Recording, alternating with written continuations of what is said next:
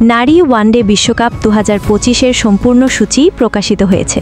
30শে September Bharat ও শ্রীলঙ্কার মধ্যে উদ্বোধনী ম্যাচ হবে।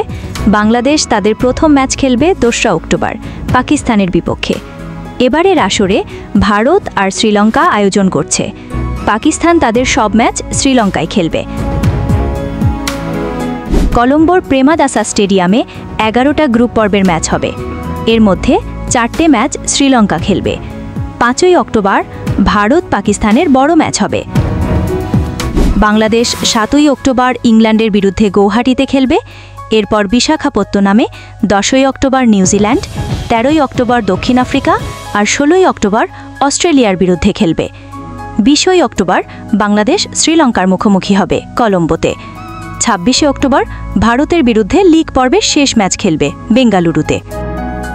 এই 8টা দলের টুর্নামেন্টে প্রত্যেকটা দল একে অপরের বিপক্ষে খেলবে রাউন্ড রবিন পদ্ধতিতে।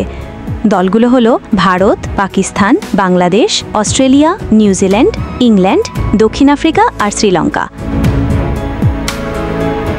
এই উত্তেজনাপূর্ণ টুর্নামেন্টে সবাই বাংলাদেশ নারী দলের সাফল্যের দিকে তাকিয়ে থাকবে।